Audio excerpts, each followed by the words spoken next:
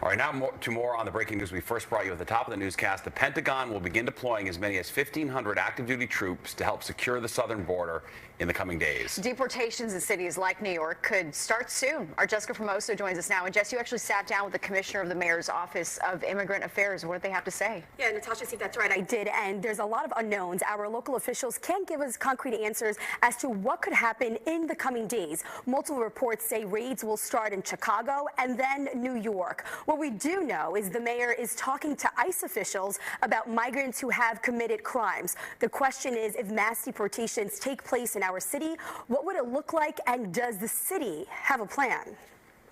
On day one, I will launch the largest deportation program. Before he was sworn in, President Donald Trump was vocal about initiating the largest mass deportation in U.S. history. And in his first day in office, All illegal entry will immediately be halted, and we will begin the process of returning millions and millions of criminal aliens back to the places from which they came. Jason Gonzalez arrived in New York City from Venezuela with his wife and 3 children in October. They've been in the city's care ever since. First placed in Floyd Bennett Field, a makeshift shelter on a national park, which is federal property. Teníamos mucho temor. We were very afraid because these are federal lands where we fear that with President Trump's return to the presidency, we could witness raids here. Mass deportations look like across the country. They're talking about workplace raids, family separations, strict restrictions on new immigrants, and potentially deporting, they say, 11 to 20 million people. We have more than 16 million people in the United States who don't have full rights to be here. Manuel Castro is the commissioner of the mayor's office of immigrant affairs. Over the last 2.5 years, he says, over 220,000 asylum seekers have arrived in New York City. Today, 51,000 remain under the city's care. That's not counting the hundreds of thousands of undocumented immigrants living for years across our city. Does the city have a plan? First thing is to make sure that our city staff at all levels is trained on our sanctuary laws and our sanctuary city policies. Now, as city employees, we cannot cooperate with enforcement, but we also cannot interfere with enforcement. But what will the city do if such plan is carried out? There is only so much we can do to protect immigrants. The federal government has said they will enforce immigration law whether they receive support from cities or not. Has the mayor or yourself or anyone in the administration been able to speak to the incoming administration? Have they been able to prepare you for anything? There's so much that's still unknown. Mayor Adams, who has met with President Trump, has been vocal about deporting migrants who have committed violent crimes. People who commit these violent crimes must be addressed. And that is our conversation with ICE. For now, all Jason and his family can do is be prepared. The first few weeks are going to be very scary for all of us. Now, I did ask the commissioner if they have a plan in place if families are separated. Will there be a place for them to go to get information? The commissioner told me they are thinking through what that scenario might look like. Yeah, so interesting. Yeah, thanks, Jessica.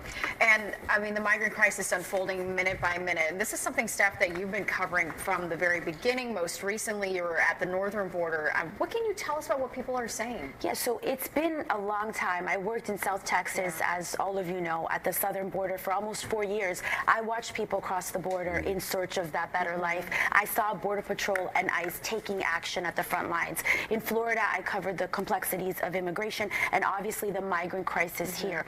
Given the climate, Jessica and I have been collaborating to really round out the coverage as now we look at what this new administration, Jess, is promising. That's right. And, you know, in the coming days, we're going to have a lot more stories.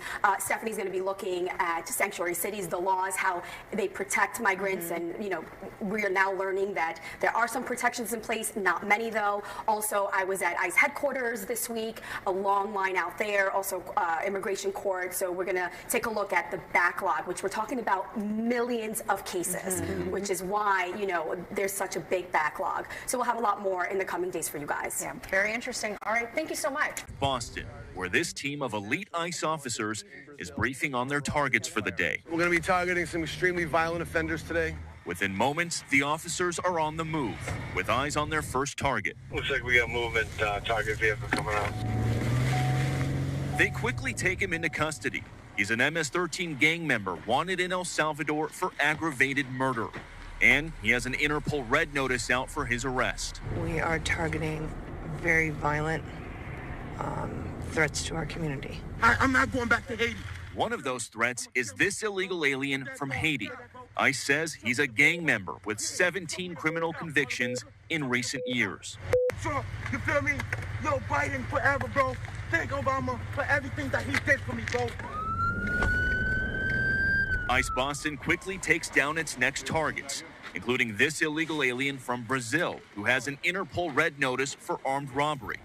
This Salvadoran illegal alien charged locally with rape and released by a sanctuary jurisdiction. Señor, ¿cómo se llama? And this Dominican illegal alien charged with assault with a deadly weapon and heroin trafficking. Officers also arrested this Guatemalan MS-13 gang member facing gun charges. ICE says he was released from local custody just the day before. Their detainer request was ignored because of sanctuary policies. And in a sign of shifting priorities with the new Trump administration, this man, who was in the same apartment as the target, was also arrested after ICE determined he's also in the U.S. illegally. This is what ICE calls collateral. So you guys got your main target just now, but you got somebody else. What just happened? So our main target was released by a sanctuary jurisdiction, not honoring a detainer. That person was released back into the community, and when we went to go find him, he's with somebody else who was previously removed from the United States.